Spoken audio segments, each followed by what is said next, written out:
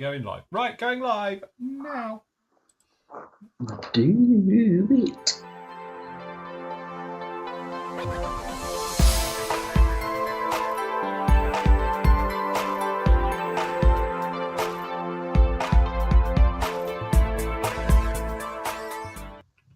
Hello and welcome to another live Flory model show. Here we are with you on the 13th of June, 3 o'clock in the afternoon, and it's very warm, hence I've got my fan.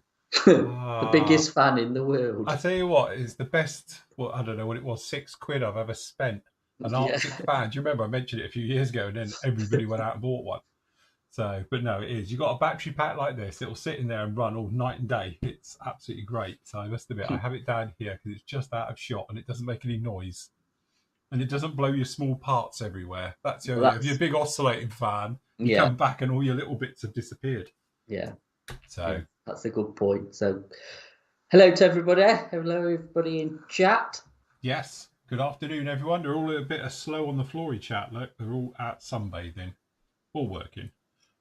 better options than sitting indoors in this weather. It is, yes. I don't know what the temperature in the studio is today, but it's got to be plus 30 in here. So I don't know. It's very pleasant because hence I've reconvened to the office, the mushroom factory. The mushroom factory, at work, because it's a lot cooler in this office than at home. I was like, no chance of my sitting at 3 o'clock this afternoon. So yeah, that's hence why I'm in here. Definitely. No, it's nice actually. It's pleasant. I could actually do putting a jacket on. It's actually. I must be in summer wear now. I'm in the Flory Models t-shirt range instead of the polo shirts. Yes. Start off with hoodies with a polo shirt and you work our way through. You'll be in the vest. It will be a string vest soon. the Flory Models vest. A string vest. So yes. Please don't. Yeah, no, it's probably too much. Anyway, good afternoon to everybody. What do we got? Obviously, we've got Chicago down there, all different places of the world. We've got Germany down there. We've got Penzance down in there. Obviously, we've got all the guys in the live chat on the Flory Models lot as well. So good afternoon to you lot. All good? Yeah. So yes, definitely. Oh, look. And there's Scott, who's in Egypt still, 38 degrees. Is that all? So, Come on, Scott. You could do better than that. It's 30 degrees here, so it's fine. You know what? If it was 38 degrees, I would not be leaving wherever you are, if that makes sense. I'd be inside with the aircon on. Yeah, that's too hot for me as well. I must admit, I'm one of these people. You never see me out in the sun. I go from umbrella to umbrella and shaded terrace to shaded terrace, working my way around the resorts and stuff. So definitely, don't do well in the sun. I'm like a slug. I'm not allowed salt, and I'm not good in daylight. So I'm literally turned into a slug. Yes, not great, is it? You were doing that thing where they just run under umbrellas. And there we go. Afternoon to Bracknell as well, or near Bracknell, Southhill. Yeah. Very nice as well. Good morning to Bill in the colonies at Rhode Island, and Paul. Afternoon to you. Oh look, Scott, cold beer and a cool pool. Absolutely. I ain't got either. Yes, he's there with the swim up bar. Excuse me, allergies. That'll be the hay fever. It will be. God, my eyes this morning were proper, just sore. Yes. Yeah, keep having me antihistamines. Yes, take antihistamines. Phil, you're really quiet on YouTube. Am I quiet today? Is my sound levels a bit quiet? Hold on, I can boost myself a little bit. Hold on. So you sound all right. Do you know right. what? When I was doing my editing, I thought I sounded a little bit quiet as well. Oh, right.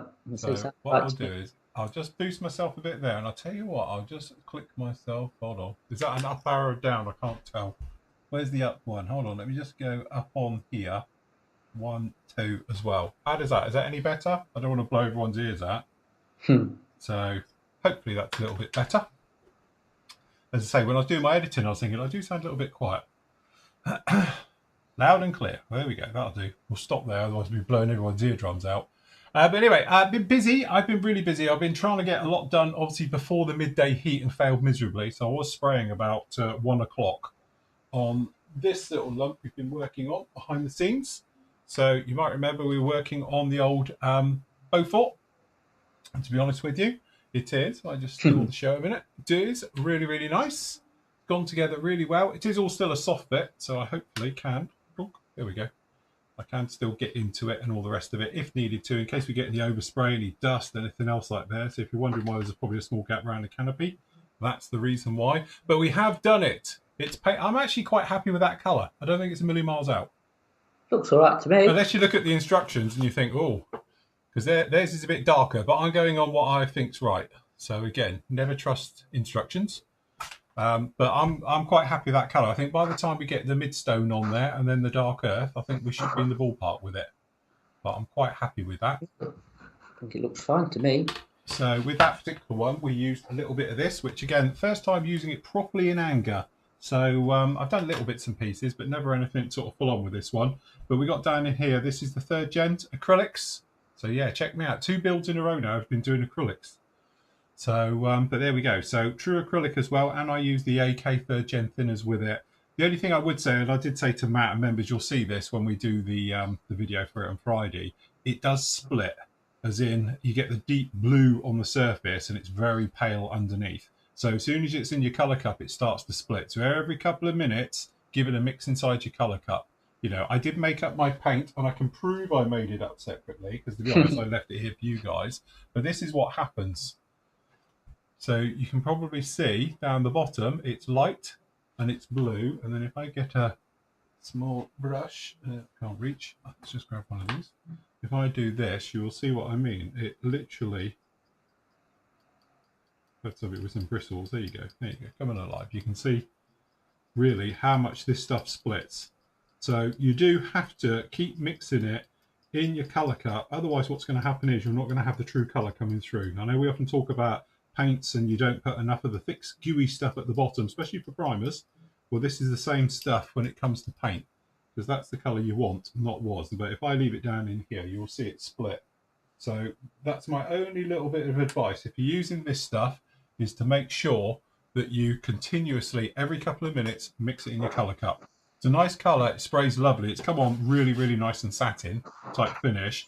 But again, it's just that thing about it does split, and that's something that probably, you know, most acrylics split anyway, but I just found this one did it a lot quicker than I'm used to. So when I was doing the final little bits on this one, to be honest, you know me, I do my 3-coat system, as I call it. You get your gripper coat, you put your filler coat, and then you put your wet coat on. So when I put the wet coat on this, the little bits in the fabric of the tailplanes and that, where it's a little bit, you know, more textured there, it's split. And you've got dark blue marks all over it. And I'm thinking, hello, this isn't good. I've had better days. But it dried fine. It was obviously, you know, it was splitting as it was sitting there even. So again, my last coat, don't forget, is the thin coat. So normal paint goes down for the first 2. One's just the light dusty finish. Second coat is colouring it in and getting it all solid. The last coat that goes down, I do is quite wet. So I probably add, you know, a bit more thinners into it. We turn down the air pressure. We slowly pass over it. So it's quite a wet coat, and this just enables it all to eat itself and give you that nice silky smooth finish. So so that's what we were doing with that one. So that one's been going on very nicely today. I've also done all the other bits and pieces for it. And then to bring you up to speed here, this is where we were with the Hurricane last week. I finished it off.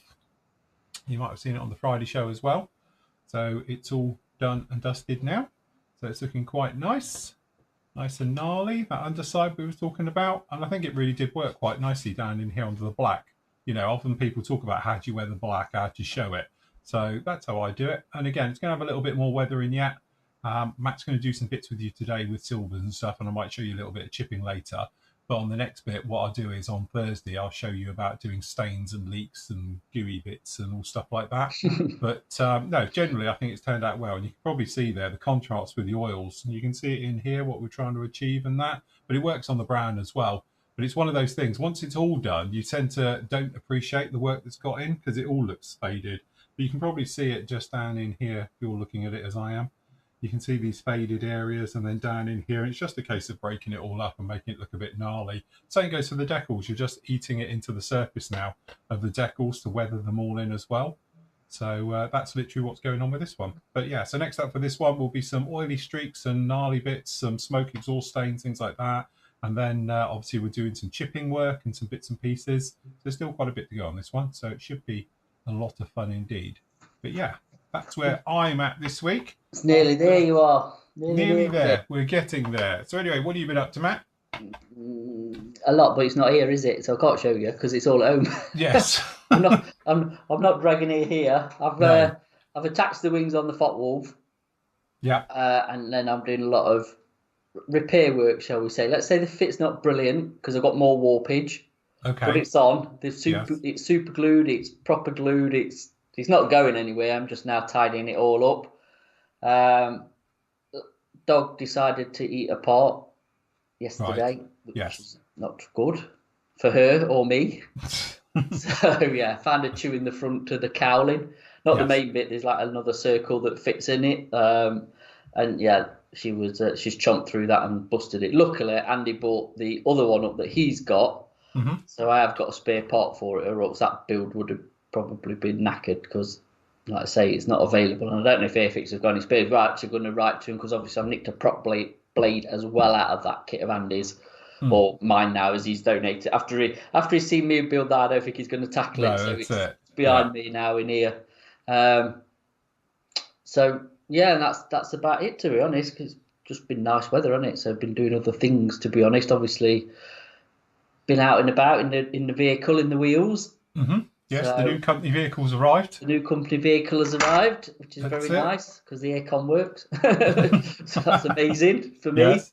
But no, it's very nice. Can't complain. That's really good. So yeah, no, just been a bit busy doing other things. So Mm. obviously I've reconvened here today. So what I'm going to paint silver is not the P40 because that's still at home, but I am No. going to be using the Vallejo metal colours on the parts for this little lamp. Mm. So yeah, I'm going to do So the that's the cockpit. MiG-19 Farmer, It is this one, which is the trumpeter kit. the Farmer E. Yes. That one, Hmm. which I started, I don't know how many years ago, a good few years ago, Mm. and it got stalled. But actually, I want to get it finished. So I've done a load of work on it, to be honest. It just sort of wants cockpit doing and whacking together. Right. So that's the plan, really. I'll say I've got two engines built here, look, and apparently no, they don't fit. You can put one in and not the other, or because it comes with a nice dolly to Hmm. put one of the engines on and display it, so you get all your pipe work and stuff. I've not obviously fitted it, but it's quite a detailed lump, to be honest. And you get I think if I can find it, I'll show you. You do get, which is in here, a lump of resin to go on the top.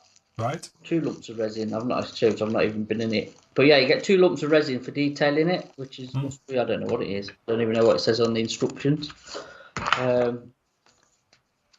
Let's have a quick butcher's while we're here.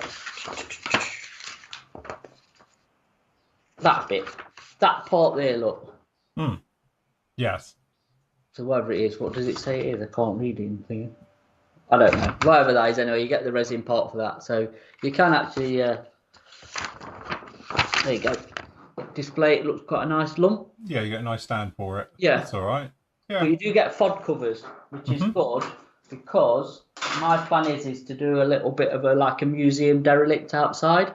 Yeah. So I'm going to whack the FOD covers in anyway, so I don't really need the engines. I might do one just to see how they turn out. Do you know what I mean? And then put it on the dolly. We'll see how it goes. It's if I feel like it, I'll do it. If not, I won't. But they're built anyway.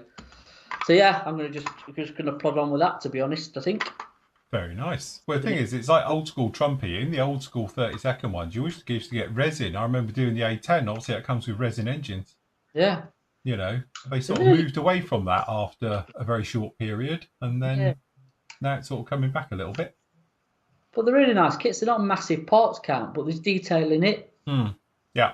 You know, and it's not got the, vintage sort of massive riveting detail on it. This is really quite refined. Yes. Fits good. Mm-hmm. And had any problem of any fitting on it so far. So, yeah, I think it's one of their better kits. And like I say, a MiG-19 is I don't know, it was like a stopgap, weren't it, really? Yeah. Between a 17 and a 21, weren't it, I think? Well, I think, as you say, they were all coming out very quickly at that point. Yeah. But, yeah, I think it'll be all right, to be honest. With a bare metal finish.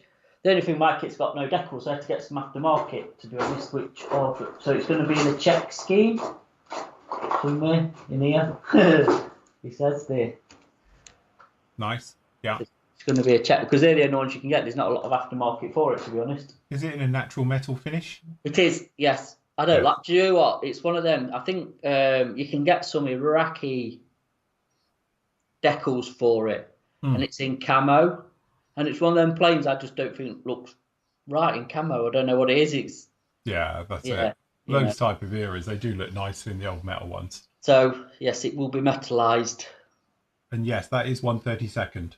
It is. It is, It definitely. is. It is a big one. But it's not big actually. I don't think it's massive, to be honest. Mm. You know, even with its wings on, it's not huge. Look, Yes. actually get the right wing on the right side. Eh? It's not a Hmm. massive aeroplane, is it? Really?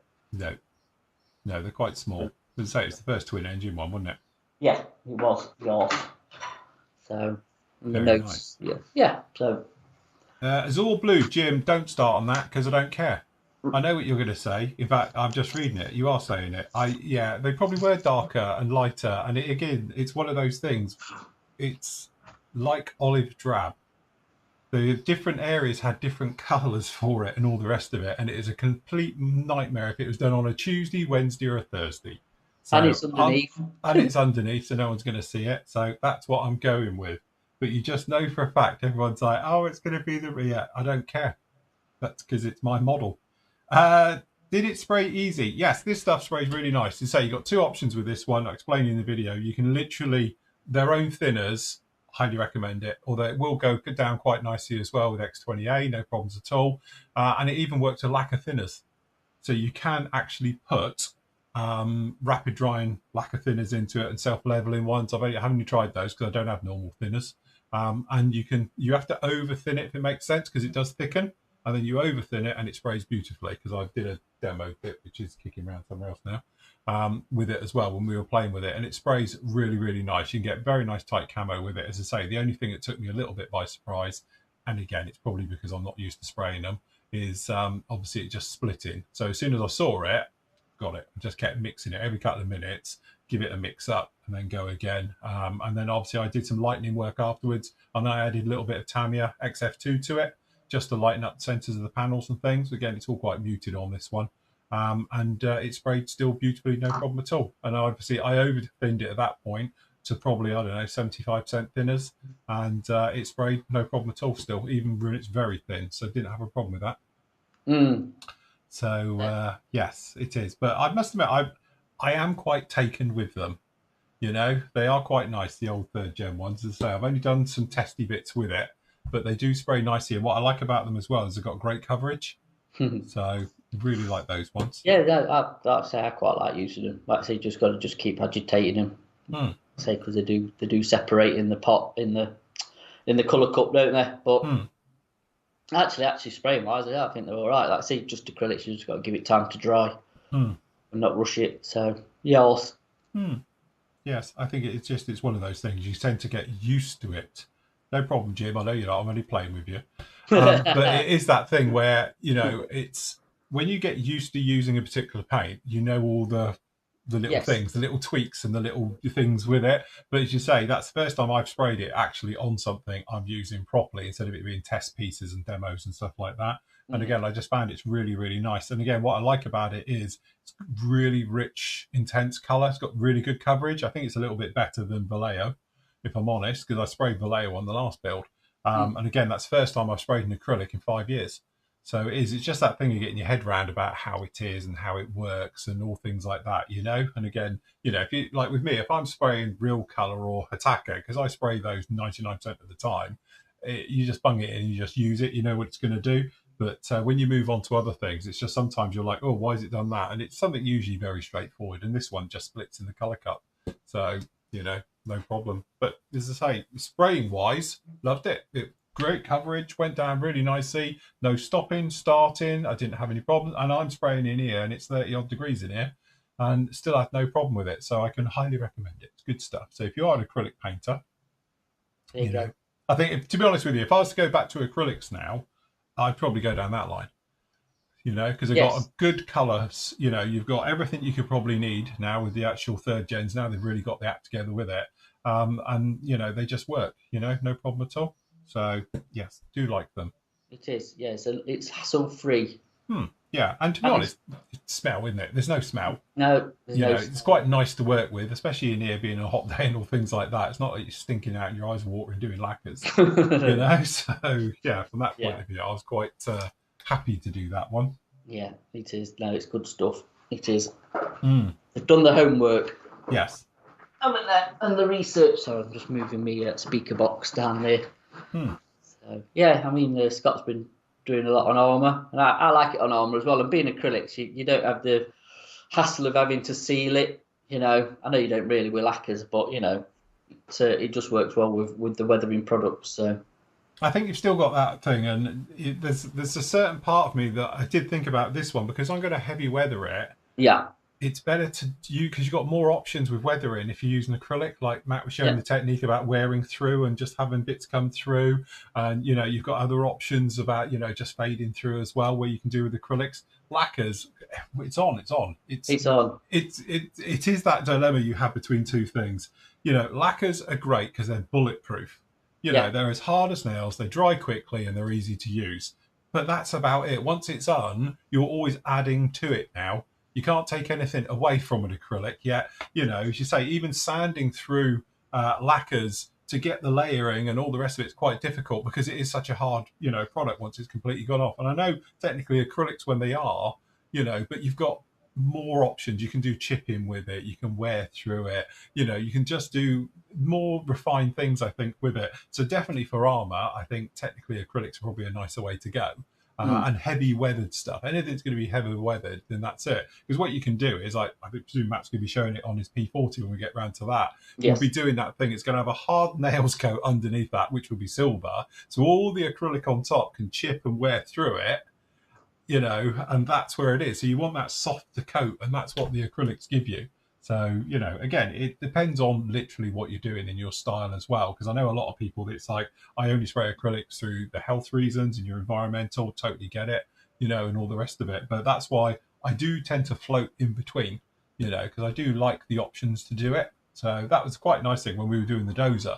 Because it is acrylic on that as well, you could wear through it and you can do the things. Vallejo is quite a forgiving paint, and I assume this one is as well for doing weathering with and all the rest of it. So you can just wear through it and chip through it and all those different things. So it will be interesting, definitely. yeah, it will. Yeah, I'd say Mm. it's. I think the technique I'm doing obviously with the P40 because my I suppose my aircraft modelling is different to our paint armour normally. Mm. You know, I would prefer to go down the lacquer route and um, with aircraft, but actually I'm gonna stick with what I said and do the acrylic route with this. But I am putting, like you say, Dan, it's going to have a proper coat of silver on it, which is probably going to be a Tamiya rattle can Mm. TS whatever it is, bare metal silver. Yeah. Just convenient, to be honest. I'll take it outside and give it a spray of that, and then let that harden off. So if you want an equivalent, you're going to be looking at the Mr. Colour range, aren't you? Mm. I Yeah. would have said, or one of the Tamiya LP ranges, I think, something like that. Mm-hmm. But all it is because it's rock hard, and it's like I say, if I'm just got water, I'm not going to reactivate it to wear through it and stuff. It is going to be solid under there, but hopefully it will look how my mind is going to see it to look, if that makes sense. Mm. I just want to like avoid the chipping fluid. I mean, I could just do it with chipping fluid, you know what I mean, hairspray Mm-hmm. or whatever. But I want to try this route because obviously it's more of abrasive wearing through than chipping this, Yeah. isn't it? Yeah. There's It's a more there's wear a big than. difference if you do look at your reference pictures of like boots just scuffing something up rather than it actually flaking and chipping. Mm. So yeah, that's the look I want to go for with that. So yeah, we'll see. Mm. We'll see what happens. What could go wrong? It is. It'd be good. Jim's also saying on here about he has. Have you tried obviously spraying AK in third gens? They also have used it for only brush painting. Brush painting as well, really Mega. nice because again it's a thick, Mega. proper color. And I know some of the guys already pointed this out, but if you're using real color, if you've got the real color ones and all the rest of it, if you need to do touch ups, you can touch up with this, and it is the same color.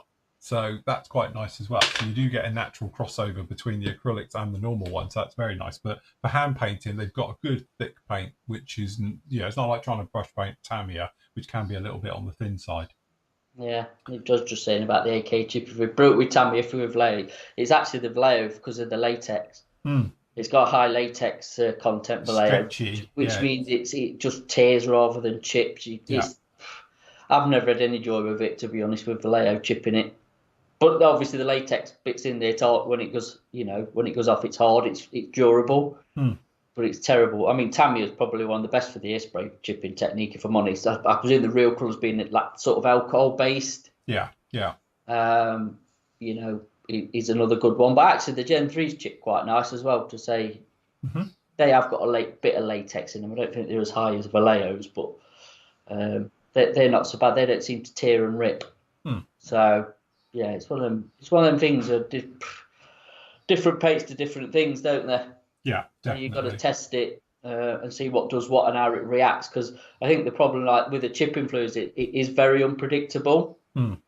But I think if you know your products, it's predictable, if that makes sense as well. If you've used it a lot, you get used to it, yeah. Yeah, but a lot of it, again, you control by the water, how much water you put on it. If you're using just a damp brush, because sometimes it just comes off really easy, and other times it really takes a lot of getting going. Toothpicks or an old needle or whatever else, just to get it going. Once it can get the water can penetrate underneath, you'll get your chipping. But it's trying to control it, right? That's the hard part. But the other thing, you can always repaint it. I've done that before. I've over chipped it and then just gone back over and just touched it back in with the airbrush. So it's never, it's never a complete fail, is it? You can use it to your own advantage. Happy accidents and all that stuff, and like it's been touched in or maintenance touched up, whatever. There's loads of things. So definitely. Yeah. Jeremy says, Phil and Matt, have you either of you built Revel's Iron Maiden Spitfire? I haven't. They used the Mark 1 for that kit, didn't they? Is it the Mark 1 or the Mark 2? Mark 2, I think. I've just covered myself in truffing paint. Oh, look, we've all seen that one. Quick. Oh, the liquid's leaking. Yeah. Oh, look, he's covered. Yeah, look a little bit over here and all over me. Yeah, it's all over the ceiling now. I need to be decorating in there anyway. Yeah. That's disgusting.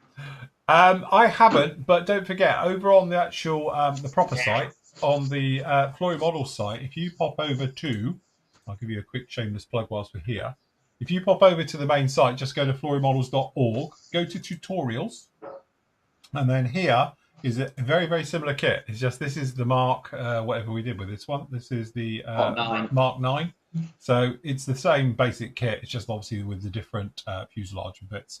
So, but yeah, so there's that kit. There's a full video build there, free. It's all broken down into bite-sized bits for the tutorial sections and all the rest of it. So you can see that kit going together. And then if you want to carry on, you go into tutorials and just go down to airbrushing. We used it as the demo aircraft for this year's one as well. So it's all about the painting of it is down in here. So you can see all of that. And then if you're really on a roll and you want to keep going with it all, I used it for doing the weathering as well.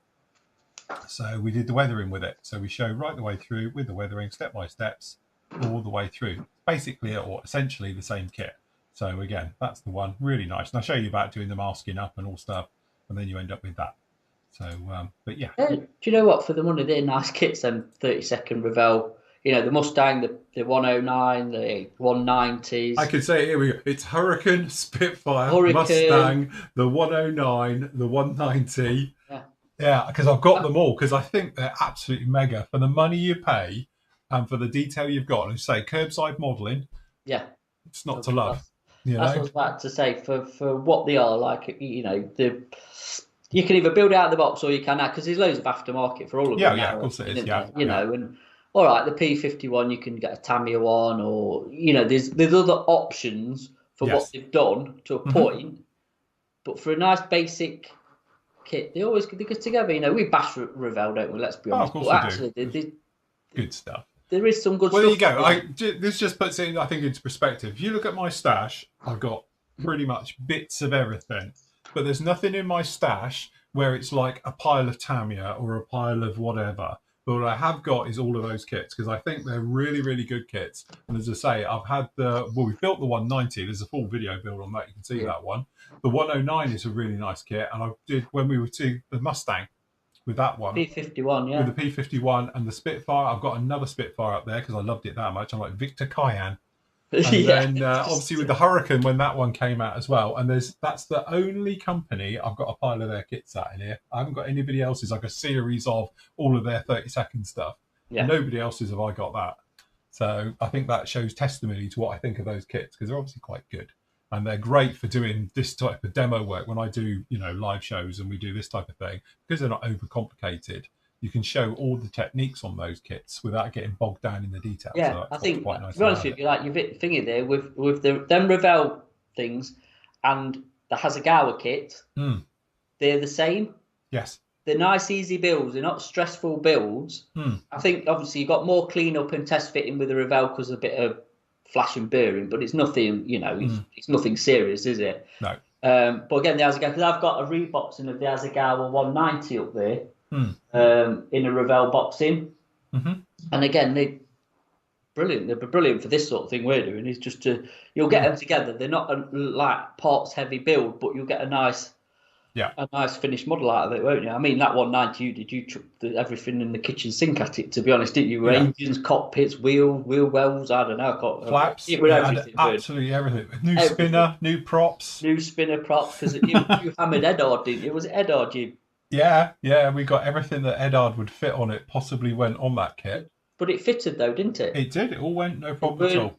Early resin where you've got to take, with an inch of its life before you can actually get it to fit. It all fitted really, really well. The brassing stuff's amazing, to be honest. If you want to update with resin, the Edard stuff can't be beat, can it? No. Let's be honest. It really is tailored to fit without a lot of hassle. And that's what we said about that kit. It's quite a cheap curbside model, if you want to call it like that. It's a really nice model, just out of the box. But if you do want to throw stuff at it, I know I threw everything because it was a video, so we did everything, literally. New props, new spinner, new wheels, new wheel wells. It had new flaps, just for, I think, a complete new cockpit, engine, gun barrels. It had everything at it. But you don't have to. You could just put an engine in it. You could just do, perhaps the gun, the gun areas and things like that. There's all these different areas too that you can just get the aftermarket and add it to it and still end up to a kit that is really nice. And to be honest, with that kit, when it's out, you stick it next to a Tamiya, it's on par, no problem at all.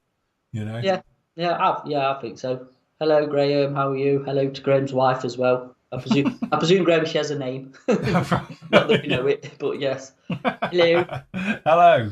A couple more questions. We've got VMS Decal Set and Sol Softener. Have you tried it? I love it. I haven't. We sell it, but I haven't used it, I must admit. I've heard good things. I've not tried it because I got me Set and Sol, to be honest. But I've heard good things as well. We like I say, we do sell it in the store. So yeah, we have got it, and we've heard good things about it. Hence, whilst it's in there, but I must admit, I've never used it myself. No. Chris says, I have a problem with acrylic paint pulling off resin bits after it's dried. Masking pulled it off. Any recommendations? What primer are you using? Yeah. Because if you just go straight over resin, one is to clean your resin, because they do have a lot of release agent. It is the release agent, yeah. So they definitely need soapy water, good clean, dry it off thoroughly, but also a good coat of primer. And for me, I would actually recommend not an acrylic primer for that. I would be going down I wouldn't say the lacquer route, but do you know what I mean? A canned primer, if you want to call it, a Tamiya spray. Francisco says down here, Halford's primer. Halford's primer. You want something with a bit of bite in it to get into your resin. Yeah. So the trouble, like Matt says perfectly, the trouble with resin, it's slippery stuff. It's normally very smooth. Yeah. And if you're using acrylic paint, that's what we were saying. Acrylic paint, most of them have a polyurethane, which is technically rubber, base to them. And what happens then, obviously, if it gets any little bit of lift, it just peels it all off. And that's the trouble. And that's the only soft side with most acrylic paints. They have that sort of polyurethane base to them. But again, that's something where over time it will dry off. It just takes a hell of a lot longer. And that's it. But also the importance of detacking your tape, something as simple as that. So before you stick it to your model, I always, and you'll see me do it, stick it to your skin, pick up some DNA or skin cells, and you do it until you can't feel it pull off your skin anymore. That's still enough to go on your model, and it will hold its place or on its item. But what that will mean is when you do pull it off, there's nothing. There's no real resistance to it, so it's not going to be peeling anything away, and that's how you can get away with it. When I've done it before over like metal finishes and stuff, I know people are like, oh, you can't mask over it. You can, you just have to make sure it's totally dry and de-tack it. So you just run it over, and then that way you can do it, and that's how you can get away with masking over decals and that. And when you pull it off, you don't take the decal with it.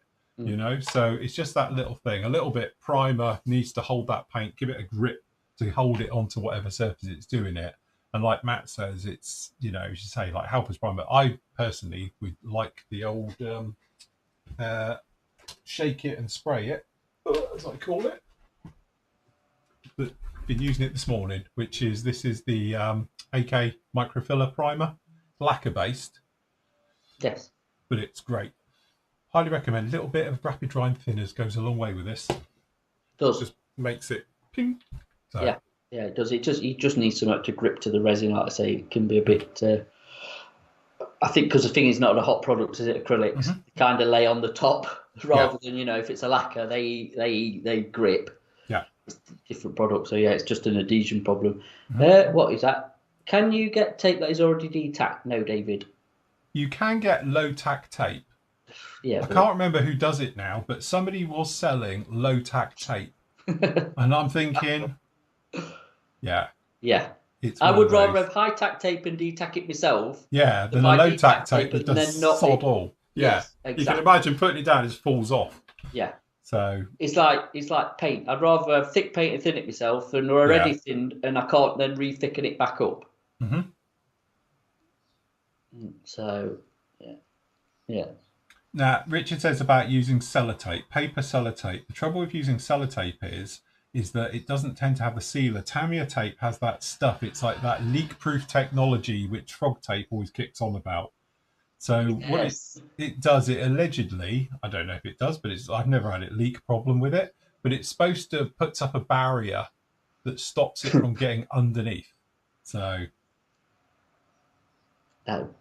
each to their own to me. Yeah, I've always used masking tape because that's what I know. So, there you go. Look, John said load comes with cat hair, biscuit crumbs. Yeah, that's the thing. That's why I always say about using your skin on your hands and on your arms and that, not your t-shirt. Because if I do, I come off with half a dog stuck to me tape. Then I put it down and I got bits coming off of it all over it. Yeah. I don't have that problem, but yeah, I know where you're coming from. I do. I get half a Labrador come off when I try that. Hence, I wear a lot of black all the time. You have a black dog. Yeah, camouflage the dog here. Yeah, this is it. Any tip dry an issue? Not at all with the AK. Well, personally, I didn't have a problem. I sprayed it all today. Very hot in here. As I say, it's quite a humid day as well. Didn't have any trouble with tip dry once. Never had to pump the trigger once, which did surprise me. So yes. Yeah. Yeah, it is. I would say the AK 3rd Gen primer, which Matt introduced me to be honest. I have got tons and gallons of X28 here, which I'd have been quite happily chugging through. But he said, try it with this, because this stuff's really, really good. And I do have to say, and I don't know what it is, and I'm not just here as a shameless plug, because we're probably out of stock anyway. We normally are. Actually, we've just had a delivery today. It's not on the site yet, so you're going to have to wait. But it is back in because we've had an AK delivery today. It's come early, so it should be back in it. Yeah, it'll be on tomorrow, whatever. Well, but anyway, when Andy gets around to point it up, it'll be on. But anyway, this stuff has been a little bit of a game changer, and I can't tell you why. It just works nicer with, you know, things like obviously spraying it with this. To be honest, I use it with the Vallejo, and it worked really nicely as well. And it I don't know what's in it. I can't tell you what it is either. There's just something that makes it work a little bit better. So yeah, if I didn't have like still liters of X28 kicking around, I would be just directly switching over to that. I'm not sure what Richard's question was. Any tips on wearing in? Well, right, wearing in my finger banger airbrush. Use it. You've just got to just keep using it. Just got to keep using it. Just put primer through it or something. Whatever. Just keep using it, and it'll bed itself in.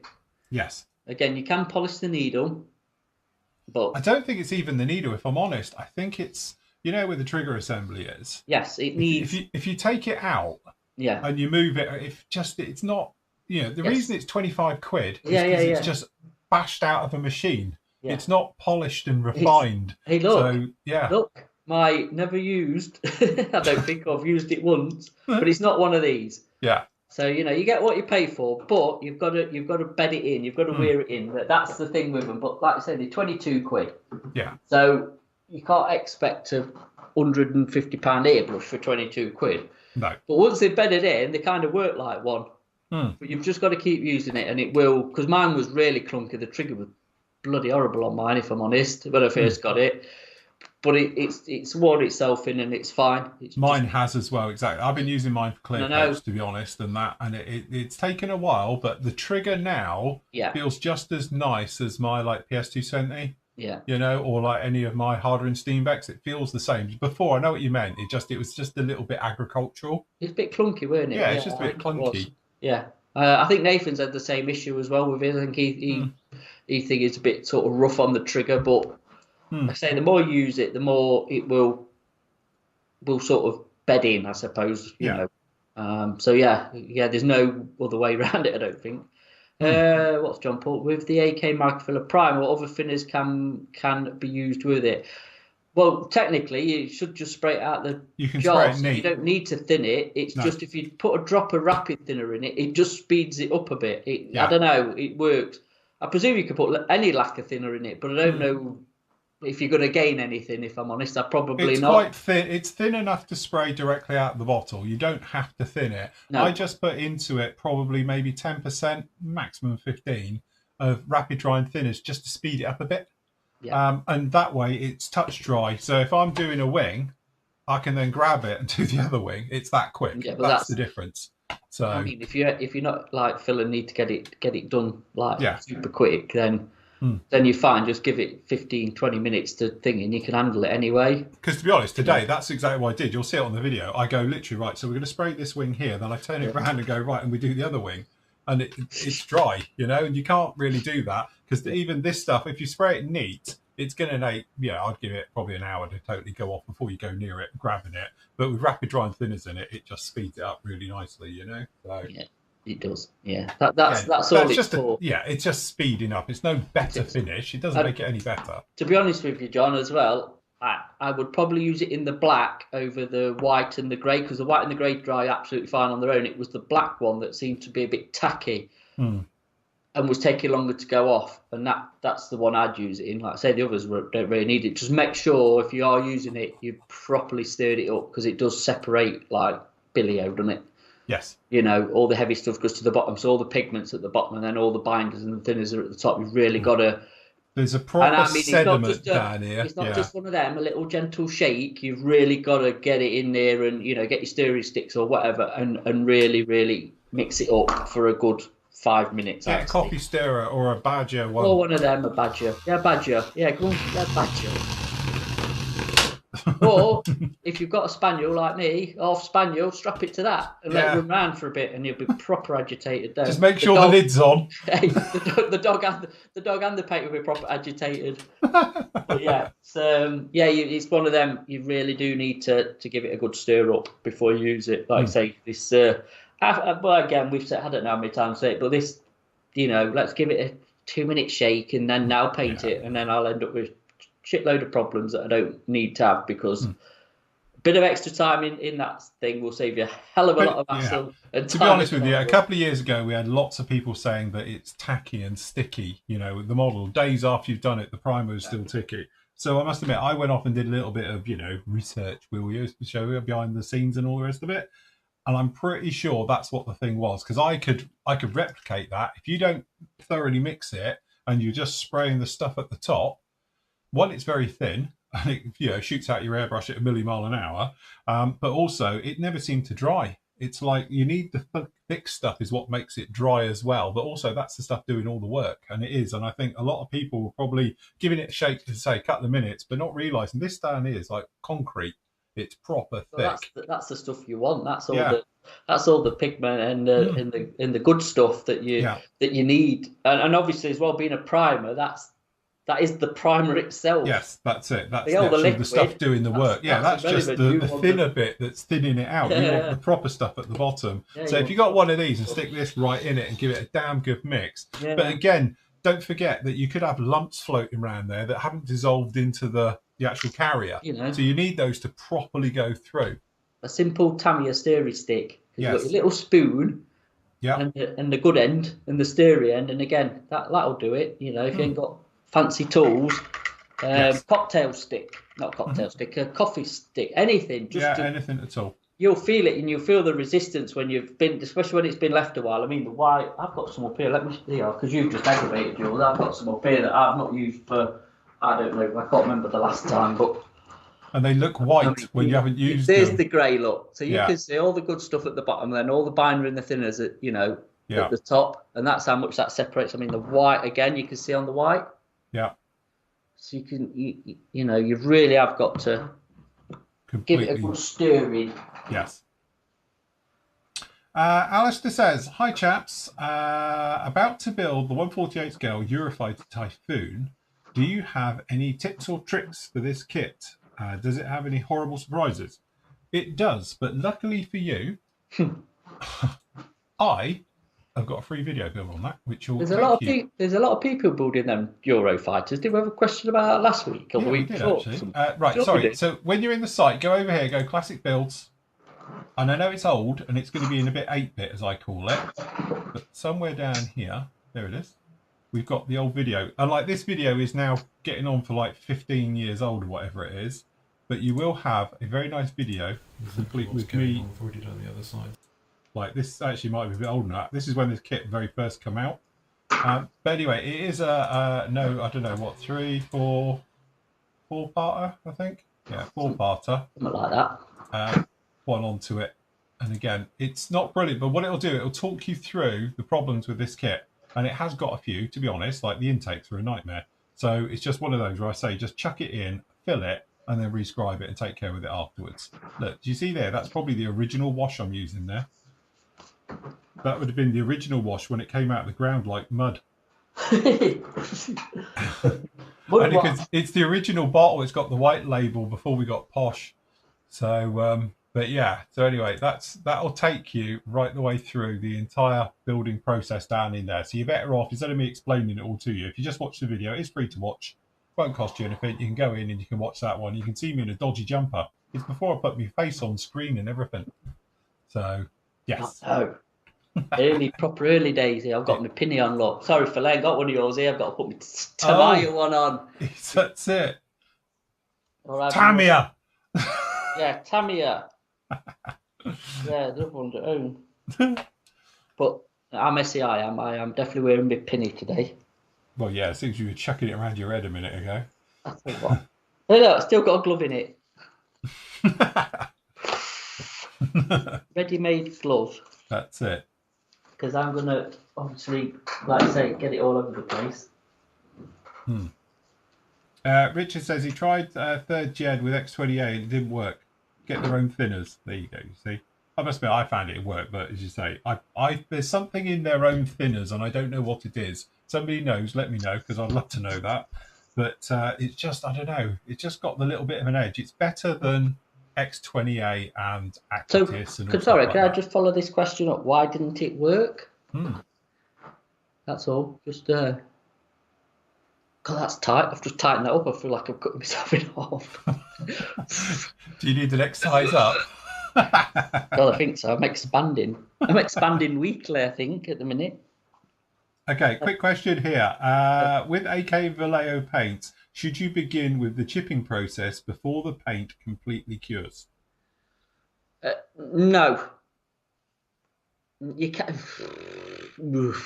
Depends what you're trying to do with it. God. If you're talking like hard chipping, with chipping fluid and like with hairspray chipping and things like that, then you could do it if it's gone rock hard. It won't make any difference because once you get underneath it, it will flake quite nicely and come off. If you're doing Matt's worn effect, yes, you want it. So you want it what was I trying it on the other day? And it had gone off too much. I couldn't reactivate it. I can't remember what it was. I think actually it might have been on the 190. I can't remember what I was trying to do. It might have been the 190. I think, because that's what I've been working on a lot. And I'd left it too long, and you have got a bit of a window then, even with acrylics, because I'm obviously trying to reactivate it with airbrush thinner. Yeah. And I think I tried it with airbrush cleaner, and it did it a little bit, but it'd gone off a bit too much. So we'll set up a demo. We'll do it of airspray, and we'll go through We'll talk you through like the different paints and how it works and reacts and stuff, so you can show it. Yes, I'll give the container another primer coat and go again. Yeah, but again, we could do one side with proper airspray. Yeah. Ones with chipping fluid. Yeah. And then I was going to say like try different paints, from Tamiya to AK, to even pure like Attacker. Attacker chip's really nice because it's actually a very mild lacquer. It's when you get to the aggressive lacquers, MRP, if you want to, for that, I think that gets a bit harder then because or LPs as well. And also, I'll tell you what, if they are semi-gloss, that's even all harder then because it's got a shell. You've got like a protective shell with the semi-gloss paint in it rather than a matte. I think that's why probably the XF chips are well, because they're so flat. And I think the Armour colours from AK, again, dry dead flat, they're nicer to chip. There's no other things in there. It's pure paint, if you know what I mean. And because the aircraft colours, like I say, are semi-matte, aren't they? So there's obviously some gloss coat in there, which makes it rock hard. Jim's just saying about alcohol in X20A can make it into a slimy glue. You always get that thing where it will thicken up, but then it will come back, with obviously if you're going to, depending on which way you're going to go with it and all the rest of it. Technically, a pure acrylic, that's what we're saying, stick to their thinners and all the rest of it, because it's obviously a very mild version of. But yeah, if you got, obviously I've done it with Tamiya, and you just keep, just add a bit more thinners and it comes back. So that's why you don't mix it in your airbrush, because you'll get stuck. You over thin it, don't you? Well, I'm going to try something today because I am going to thin this metal colour. Right. Normally I use X20A, but I ain't got any here. Yeah. So I'm going to actually do it, and I hope this works. Which probably won't because I'm on camera, but there you go, with some aqueous, because that's the only kind of alcohol thinner I've got here at the minute. Okay, fair enough. So we'll see if it works. It should, in theory. Yes. But hey, look, I've even decanted it. Look, into one of your little bottles. Nice. Very nice. Nice. Nice. Nice. Franco say about mission model paints. Thoughts on it? Even peels on the rattle can primer I mentioned. There's a thing with that though, isn't there? I mean, we had a bad experience with it because we didn't read the instructions, did we? Let's be honest. So I'm not going to bash mission model paints, but it's very finicky for what it is. I think it was our opinion in the end. It's a couple of drops of this and a drop of that and stuff. There's people who use it perfectly fine with it, but you've got to keep it with its own product.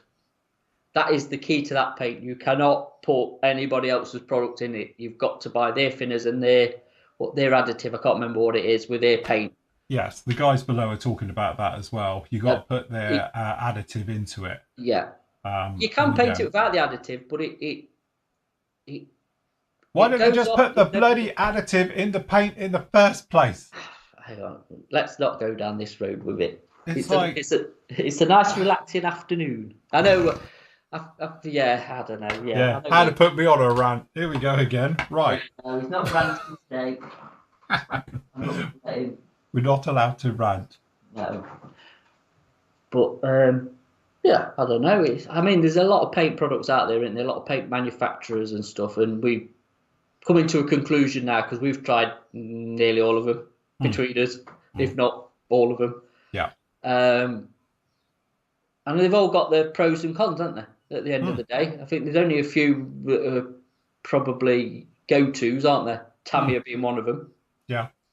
Probably the easiest to use on the block, isn't it? Oh, easily. And then you got the lacquer conversation or the acrylic conversation, or even, the only thing we never test on here is enamels because we're just not enamel painters and then got time and inkling to do it. And I've actually got stuff I found like just in front of me down there, on the back of the thing, is my extra colour paints. Oh, right. They're coming back. No, they're not. They're in a box. to be banished with the Humbros that are upstairs in a box as well, I think.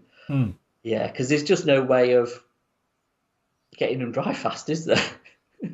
I don't even think rapid thinner would dry quick with it, would it? We did try. Nathan had a play with it, didn't he? Rapid drying thinners in it, and it did speed it up a bit, but you're still not as quick as like a paint. No, you're not, are you? But you know, it's a different way of doing it. And I think, to be honest, the marketplace shows nobody's bringing out new enamel paints, are they? Yeah. You know, it's acrylic or lacquers. There's no enamels now. But I think as well, I think the companies have realised that, you know, obviously AK, MIG, probably Vallejo and all this sort of stuff. Less, I would say, Vallejo, obviously, because that's more acrylic-based full stop. But you're weathering with enamels, mild enamels, but if you're going oils or the washers, you can't put an enamel paint down, can you? No, not at all. Well, you can, but you're going to wait forever for it to dry, and then, you know, it just doesn't work for the system, does it? So, yeah. Right, I'm going to switch over to the other camera. I need Go you on then. I'll stick you on full screen. You can hold talk on, us through it. Don't get excited. No, we're starting now.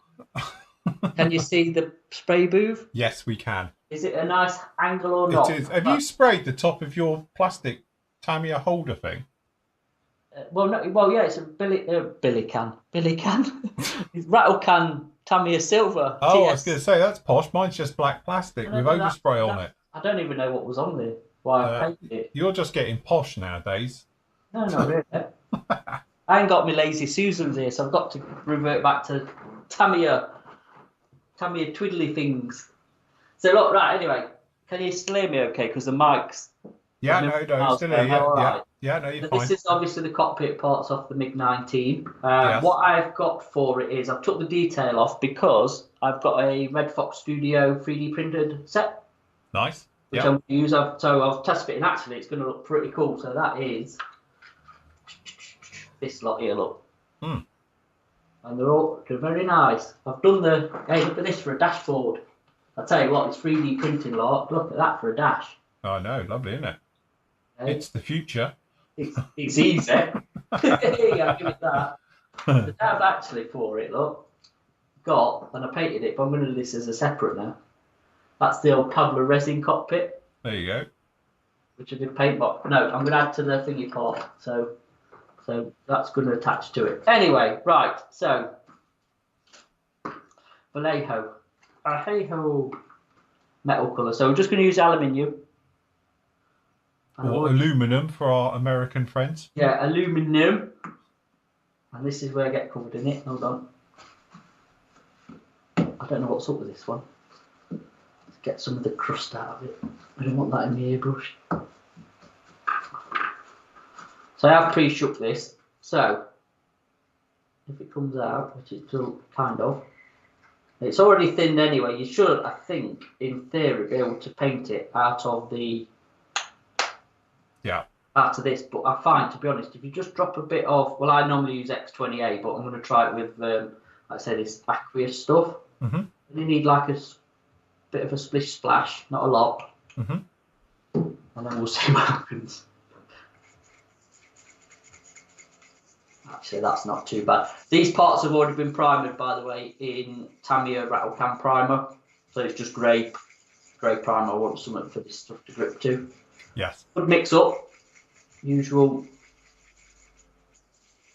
thing, so it's flowing nicely down the side of the colour cut, which is always a good sign for an acrylic. There we go, if you can see that. I need a screen in front of me, Phil. Could you get me one? Yeah, you do. It does make it handy when you can see what you're doing on screen. I'm trying to look. I'm looking at the side because where the laptop is. Yeah. I'll tell you what I want to put up in here at some point, some shelving. So I'm going to use my trusty old, my God, look at that. That's going on. An Evo, that's an original Evo, Harder and Steamboat Evo from the 90s. Yeah, 1890s. I haven't even got a lid for it, so I'm going to have to be proper careful because I think the lid's at home. So, and it works. So, normal thing with acrylics, I'm not going to put the extractor on, so just because otherwise you're not going to hear a word I'm saying. But with this stuff anyway, it's plating rather than spraying.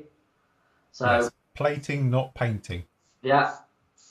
So a gripper, that's it. Light coat, nothing more than that. Do you know what? This airbrush is crap. I'm going to say it now on camera, it's crap. But all these airbrush and I've used this thing. It's not even spraying straight. You got a bent needle or a dodgy nozzle. Can you see it? Look, it's like, look. I don't know if you can see it. Can you see it? It's spraying up.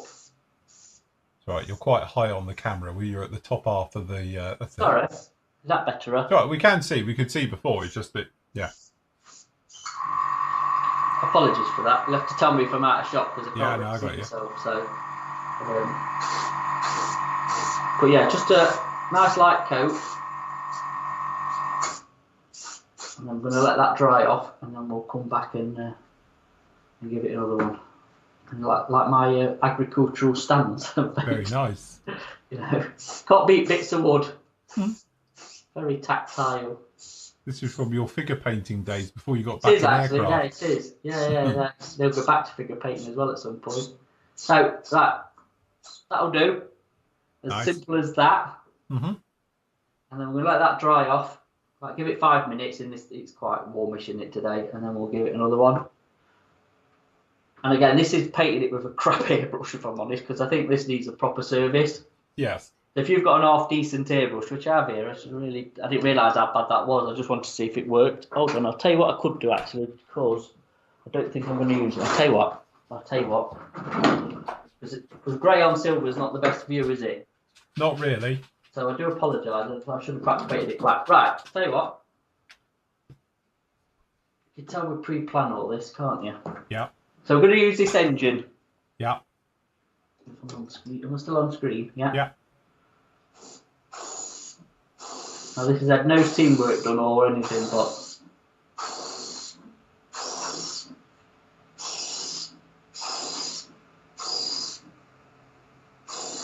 and that's better. You can see that, can't you? Very nice.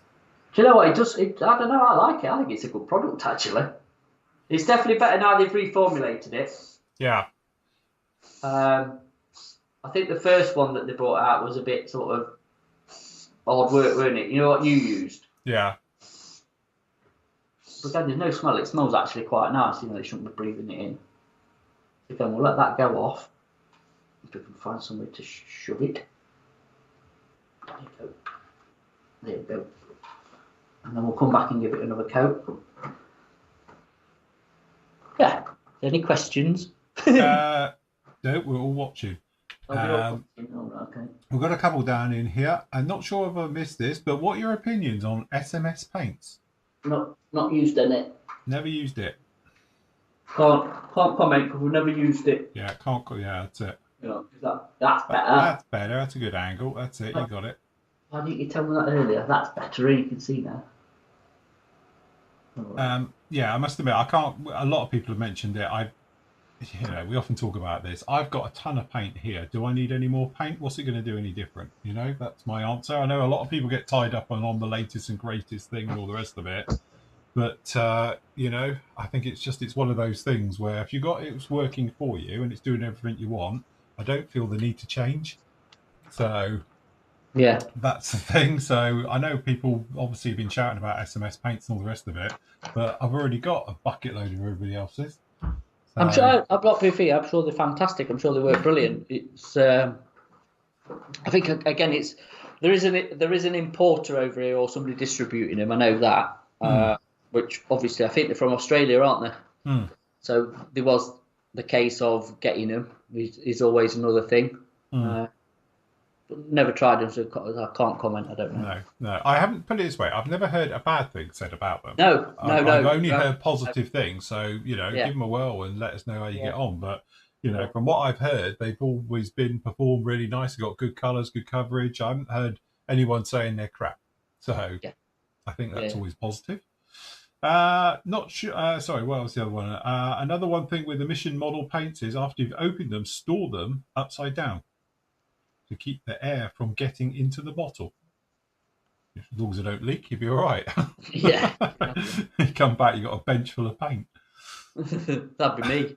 That would be me. Paint everywhere. A Pache H works for me. I've never. Do you know what? It's one of the airbrushes. I've never had a Pache at all. Never Pache. tried one. Never used one. I tell you what, because they're the side.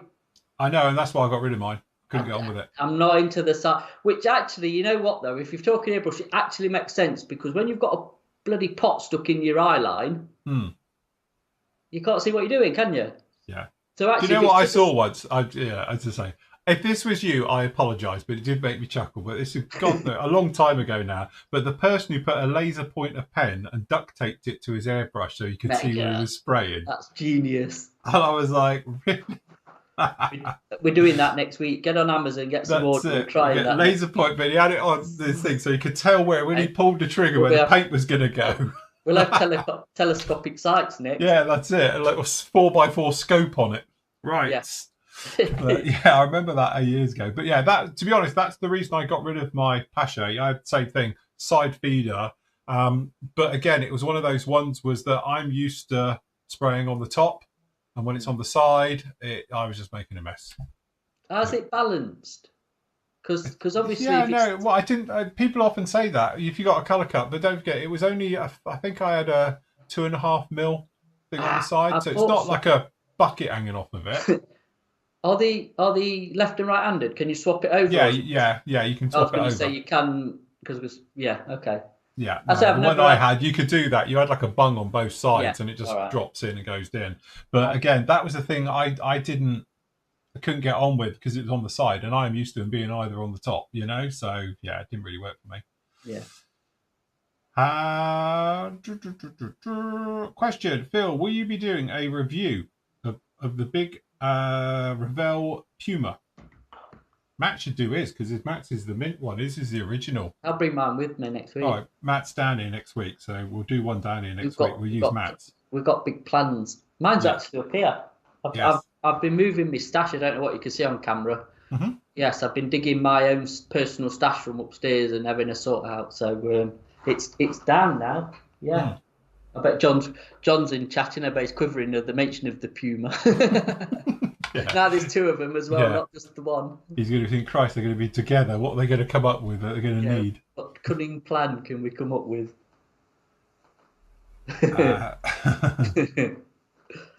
Don't do your dog with a laser pointer. I've said this one before. I'll say it again. My brother's dog has got a real thing now, and it's a proper mental problem because of my nephew, when he was little, did the old laser pointer like you do with a cat.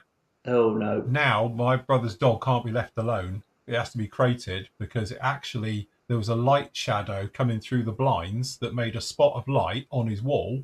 The dog dug through the wall, through the dry bit and the plasterboard into the brick. It went that far and ripped half the wall out as it's chasing this light as the sun goes round. Not good. Don't try that at home, children. No. Phil, any advice on how best to fill the gaps between the canopy and the fuselage? Yeah, carefully. Very carefully. To be honest with you, one of the good ones for it, and it's a nice one, and I show it in my nice video on the Spitfire. You could, but also CA glue and talc, make a little thing like a polyfiller, and you can just smooth it right in onto it, and it's easy to sand, and you have no problem with it. Just make sure it's not sealed and it goes all foggy. You should be right. Are you on about windscreens here? Yeah, but that's what I did on my Spitfire because I had exactly the same problem. I had a gap. So you just put a little bit in and you can smooth it with a tool or whatever.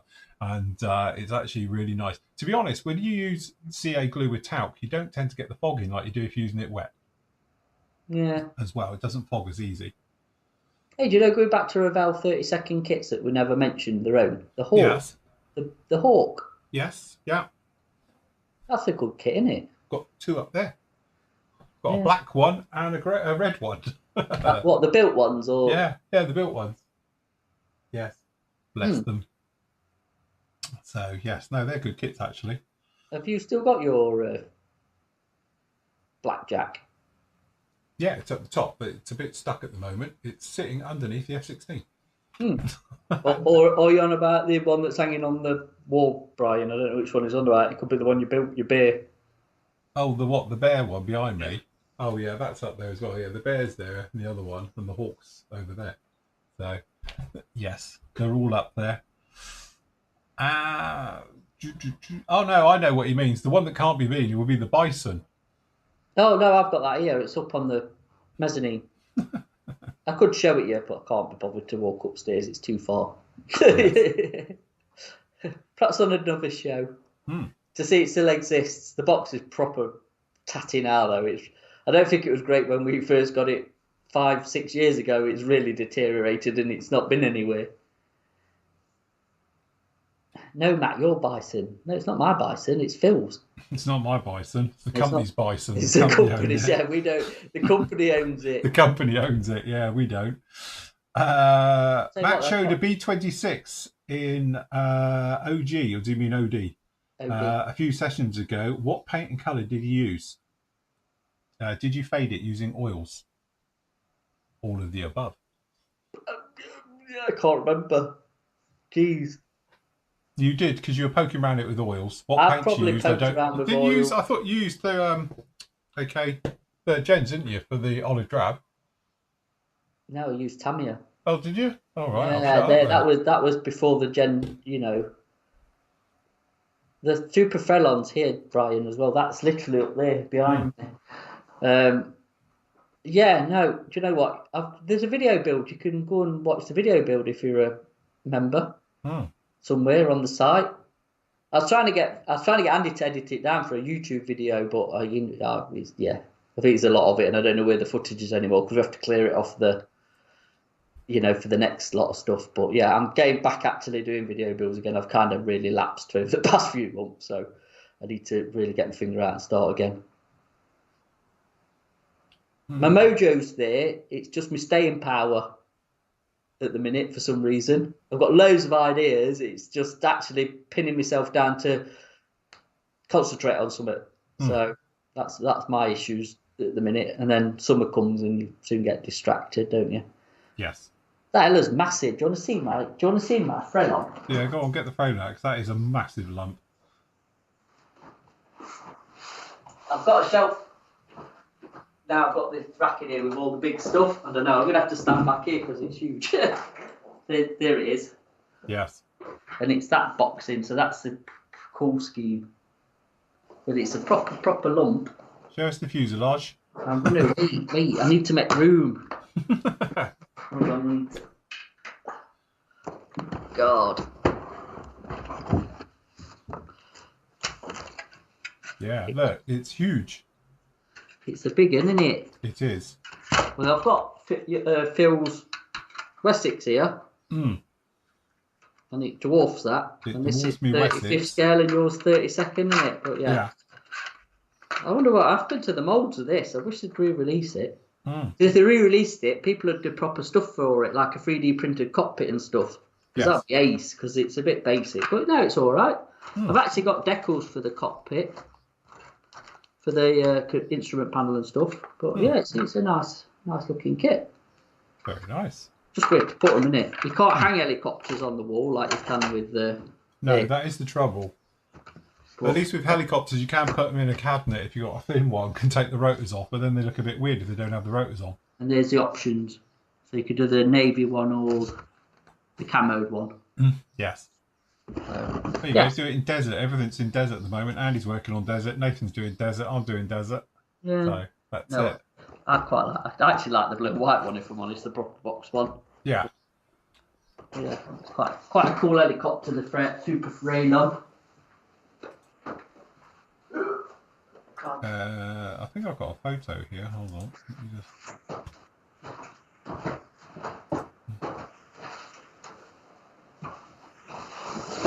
Yeah, because obviously a lot of guys are talking about different ways of doing it. This is the way I sort of do it. The reason I don't like using putties and stuff is because of the shrinkage problem.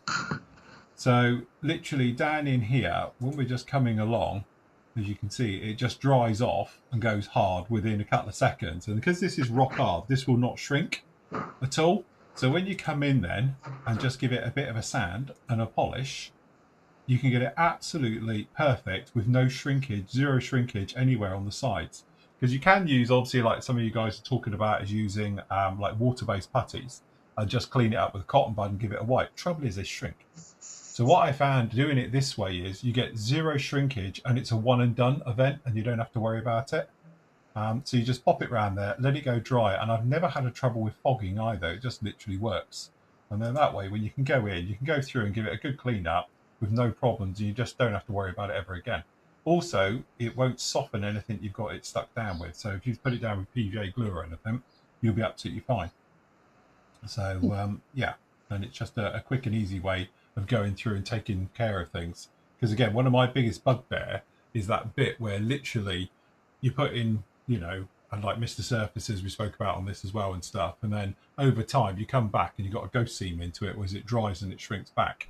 So this way you don't have that problem. So that's why I quite like using the old CA and tab. Yeah. So yes. Right, I'm going to give this another coat. I just want to show you actually. I don't know if you're going to catch this on cam, but that has proper separated as well. Look. Yeah, totally. Yeah. So again, just make sure. And I've done it in the airbrush. I've just got my brush in there and you know just stirred it back up again. But again, it's just something to bear in mind when you're using these acrylics, just to make sure they're thoroughly mixed. So with my dodgy airbrush, but there we go. That's it. Again, just give it a couple of coats and job you done. It's easy as that. Yeah, this airbrush is thinking. Definitely died a death. Need a needle and nozzle set for it. Yeah, it's probably a seal set. Give it a full birthday. Sorry, you don't even need high pressure. I'm not even. I don't even know what pressure this compressor works at, but it's not high anyway. See? Now, just read that a bit. So yeah, you don't need to like blast it all into the atmosphere. Yeah.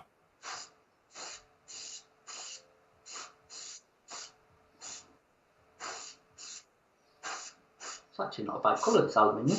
It's a bit bright. Yeah, we did speak about this, like me and Matt, before we came on. The trouble you find with the Vallejo metal colours, and it was in my original review we did donkey's years ago, that they are incredibly close. I did it on Buster, and we did it in like 2 centimetre bands right the way a length of Buster, all the different colours. And to be honest, apart from 2 of them, they all looked identical. They are incredibly close. That's why I prefer the dark aluminium for anything, because I find that the normal aluminium is just a little bit more like sort of polished silver. And their other one is like the gunship grey, whatever they call it. That's quite a nice, and you get a nice demarcation between the 2 colours. So when you're doing bandings, like on engines and things like that, you've got a nice area you can see the difference between. You've got a good contrast. So I'll just put the extractor on 2 minutes. Sorry about noise. It's all right. It's just like we're there with you. Pardon? Keep going. Is it a bit foggy still? No, you're all right. It's clear. We can see the screen. That's all right. So yeah, simple as that. To be honest, just let it now dry. I'll probably give it 24 hours and should be good to go. So again, if you've not got the option of lacquers and all them other things, then these Vallejo metal colours are ideal. To be honest, plan after that is to give it a coat of the old AKA. Sorry, I'm on camera there. Because that's the only interior colour that I've got, I think, for the MIG blue. Yeah. Give it a coat of that. So that's separated as well, pretty bad. Yeah, there we go. As simple as that. Mr. Z says, sanding removes surface detail in some cases, so a non-abrasive method is called for. Shrinkage can be applied by a second coat after it dries and hardens, but a good tip anyway. Again, you know, this is one of those conversations you can have a million times. You know, I don't know if you follow what I do, but as you'll see, I never tend to show the same way all the time. I tend to use different ways of showing it because, as I said, and this is a classic example, that's the technique you use. I use a different technique. There's a million different ones in different circumstances to use and all the rest of it. So some areas, yeah, absolutely. I use perfect plastic putty is my go-to one, and I'll just wipe it all away with a cotton bud if there's raised detail near it. Go back and look at my voodoo video because it's all raised detail, and we had to add the raised detail back to it as well that we did remove with sanding. So that was a good one where you wouldn't want to go in there sanding it unless you absolutely had to.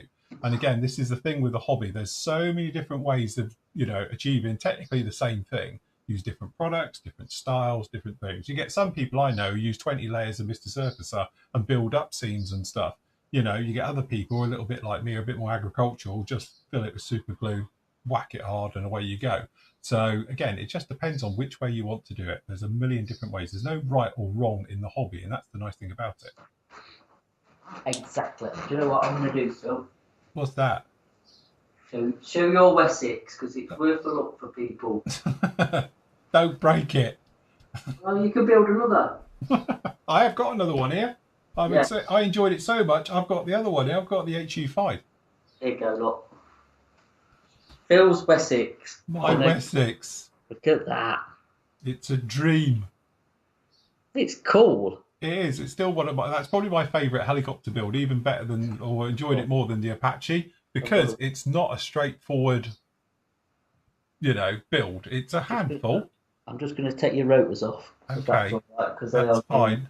But yes, so.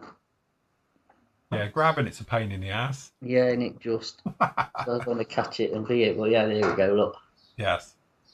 But no, I really did enjoy that one. It's a nice kit because it's what I call a limited run kit. It means it is going to give you a little bit of a problem. Things don't line up. It doesn't join into detail. So it's just the FOD cover off the front. No, I've just fingered something, Phil. What's that? The top instrument things fell down. Oh, is it? Oh. Well, it's fine when I left it. Oh, it's fine. Seriously, I might have to see if I can glue that back in. Do you reckon the way it's wiggling, it must have been PVA glued up there because it's onto a clear bit. Where's that gone? It went on your desk, I think, somewhere. It's the FOD cover off the front. It hit my knee. Oh, balls. Oh, it'll turn up. This is where I roll back on the top of it. Yeah, roll back and crush it. Oh, I'll find it in a minute. We're finished. Yeah, I'm just trying to be careful. It hit my knee, went somewhere. But yeah, it's still, Wessex is just cool, aren't they? I was going to say, I think the Wessex is a cool looking helicopter anyway. So yeah, it is. And it's funny because that one looks really nice in the grey, where any other helicopter in grey looks a bit boring. But did it need a dust? Probably. I don't know. It's not so bad in here, to be honest, because nobody really uses it. Probably now if start coming in here a bit more, it might do. Yeah, it might have to be a bit protected. Fine. Yeah. Find somewhere good to put it anyway, unless you want it back. No, she's happy up there. I've got nowhere for it. I could say you ain't got anywhere to put it, but put it. That's the trouble. But yes, it's all good. With the John saying, with the big Pumas, did Rebels boxing have better instrument panels, or was it just decals? They're just awful. They never did anything with it. No, they didn't. They just reboxed it with a new set of decals. So no, you've got nothing. Yeah, there's nothing nice about that kit. No. Hold on, I'll find the build thing of the Wessex. You got to think though, it's a 1980 kit, isn't it? So it is what it. It is of its day, I think, is the polite way of putting it. Yes, definitely. Yes, here's the Wessex and all its wisdom. So it did need a little bit of scratch building inside. So we did scratch build the entire interior because it was a bit pants. That's the old aluminium foil trick. On for a bit of a roof lining for it. Various bits and pieces. Yes, it does need a bit of filler. And it's that bottom plate's the worst though, isn't it? That was just awful because it's nowhere near it. Yeah. So yeah, you get one side right, and then this side's got a massive 2mm gap. So, and you can't pull it out. It's not right. The bottom plate's too small, so you need to extend it a bit. But anyway, sanding and filling did a good job there. And then it was all right actually. Ton of photo etch on it. As you can see, photo etch everywhere. And then Sharpie belts. Of course. But yeah, it was a lot of fun, I must admit. It's a challenge, but worth it at the end. Yeah, yeah. I think with it as well, it's one of those kits where it's not a nice kit. You go in eyes wide open, and it is a challenge, and you do have that a sense of achievement when it's done. I wouldn't want to build one every week. Don't get me wrong, but I would certainly do it again. Even the Yeah. decals were a nightmare, but yeah, it turned out all right. Yeah, he did, and it's here as proof that it turned Yes. out okay. Yeah, So no, she's all yeah, it's a right. nice thing, and you've left her up so we can see inside Hmm. after all the work you put in. Yes. So yes, it's nice to have the photos available still. Yeah, it Gives is. you a bit of memory lane with it all. It is. Adrian's got a good question actually. Do you know if the 148th Academy P38 is like? I saw it in Hobbycraft for 25. Buy it. It's a good kit. And I'll tell you what, Edward in a previous guys reboxed it a few times, and They you can did. get loads of aftermarket for it, or you could, because I've actually got a load for it. You can get cockpits and wheel wells and wheels, and because they did they did the European one and the Pacific one, didn't they? Hmm. Yes. But it's actually a good kit. Hmm. It's a nice kit. So it's not probably obviously up to Tamiya standard, but then it's not Tamiya price at 25 quid, where the other Tamiya one is however much that is nowadays. So Hmm. yeah, you won't be disappointed. I think it's a nice build. Hmm. Tim says the Little Bird was his favourite build. And then the Wessex, absolutely. The Little Bird's a good one. I must admit, I had to put it together because it had a few damages. Oh dear. When it came back from the store, it got a bit mullered, but it's all right now. It's back in the cabinet now. To be honest, it will take pride of place, and it will go alongside my Apache when I do it. It'd be it'd be nice if that actually seen the light of day again, wouldn't it? Hmm. Let's be honest. I've got its predecessor up there, Yes. the Cayuse, the Yes. Dragon one, which I've had for a while. So Mm-hmm. yeah, but yeah, the Little Bird. And what was the one they did after? They did two versions, didn't they? Yeah, they did which is the one with the six blade system, Yes. isn't it? And yeah, it's more updated version of. Yeah. So yes, it's very nice down there. But yes, Oh, I have two old Fujimi Alouette, three and a Gazelle. Good mm. luck. Good luck. You know AMP do a 48 for new Gazelle, don't you? Yeah, you could just do the new one. Yeah. Do Mind you know you, something? I was looking at that kit. Obviously, mm, we've got one here, haven't we? And actually, you know how it was missing that skid? yeah, You could get some metal ones now, so it's actually not a complete write off. mm-hmm, Because Phil was going to review it, and then he looked through it and goes, "It's missing a skid." mm, Oh, well, that bin that one off then, because obviously it's got a part missing. yeah, No aftermarket out for it. I no, thought they'd be all over that, to be mm, honest, and there's nothing. Oh God, on an old Revell Wessex. yeah, that's it. Oh blimey, Gavner. Get an Italy one. Hey, look, I've got that nice Oh, I Huey's found it. 5. I found it. Oh, look, it's found it. I'm off. I'm off routing. I found it. There it is. There it is. Got his full cover. It could actually glue that on if I you am going to want. glue it on because it's going to know. Why 'Cause didn't you glue it on?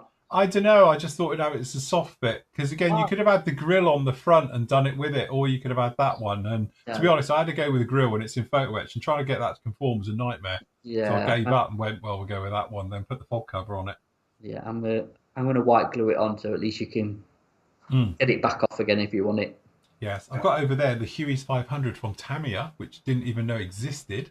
The 1 year only. But for 1 year only, a Tamiya released the Huey's 500. And it was like, why did that? Where did it go? Did they lose the mold? Did it destroy? Did it didn't sell any? But I have one. So That's super rare. that's probably the rarest kit I've ever owned in my life. Of all the other ones, especially like the special Star Wars stuff and that. Yeah. But that, I've never seen one. The other ones I've seen them around and they're up for auction and that, but I've never even seen one. So yes, they weren't big over here in the UK, definitely. You, So, you you'd feel bad building that. so you would, yeah, definitely. And I'm like you. I like, oh, it's a model kit. Build it. Hmm. You know what I mean? But yeah, gee, I don't know. Yes, definitely. Yeah, shame about RIP Kitty Hawk. I know. I thought we might be seeing some others coming out from a certain company, but we haven't yet. So No, we'll see. We'll see if it ever I thought it's materialises. going to be that thing. The door's going to open a little bit, and then the floodgates are going to come out, and they're going to see them. But so far, not. Well, yeah, I mean, what you got left? You've got your thingy, Uh, or can't you? yeah, I've got the MH60R, the big one, to go Yeah, because I've already done the other one. But yeah, because quite that. mine's, I still think that's their best kit ever. mine's the 60L, the Black Hawk, Yeah. and that's it. Kitty Hawk wise, that's all I've got. Mm. So yeah, Yes. Sad, sad indeed. sad, Never mind. sad. Sad, sad, sad. Oh well. Never How, mind. how you feeling? Ooh, How you feeling? I'm all right. Has it cooled off a bit, It's or you actually still? starting to cool down. It's still saying that we're like 30 odd degrees in here, but it's not too bad. All right. When you was doing your thing, I was taking on fluid, so it's all right. I Oh, good. occasionally, yeah. That's it. Keep hydrated. Mm. Keep hydrated. We're all good. Look, Kevin's in here. Hello. Hello. Hello, Kev. So, yes, all good. Okie dokie then. Right. Okay then, guys. We will leave it there. We're back with you on Thursday afternoon, aren't we, Matt? Like, Yes. put him on the spot. Yeah, no, So we'll good. be back at 3, and then I'll show you a little bit of chipping on this one and doing stains and leaks and bits and pieces with that. I don't know if Matt will be here or in the other place, Depends his how home warm it is. studio or the work studio. I don't know. Depends how I'm feeling and what's going off and if I've got deliveries. So at least this one's set up. Yeah. So I'll see. I'll see where I am. But hopefully what I'm going to do now, I've showed you obviously painting the Vallejo metal colours. I'm actually going to paint the P40 metal because obviously you've seen how it works. It's going to be no different. And then I can get on with getting some neutral grey and olive drab on it, and then I can push ahead with that. So yes, that'll be my plan for Thursday anyway. Very nice. Okay, so we're back with you on Thursday. Tomorrow, obviously, we'll do the recording with me and Matt and Andy for the PM show. So that will be up with you tomorrow afternoon. And then tomorrow, I'm going to spend my day doing the old camo. So we're going to do a nice faded camo. So it will be freehand on this one. And fade all that in and all the rest of it. So this thing hopefully be taking shape before the end of the week. Never mind. We might even get some decals on it, which would be nice. Yeah. But luckily, there's not many. Great. I love doing these old classic ones with not many decals. It's doing phantoms and that gets a bit But no, having a lot of fun with this one. So yes, we'll get some paint onto this one, and then obviously we're going through the weathering, all the bits and pieces. The next part of this one for the members will be up with you on Friday. It's rendering as well. It's probably done now as we speak. So I was doing that as we came down.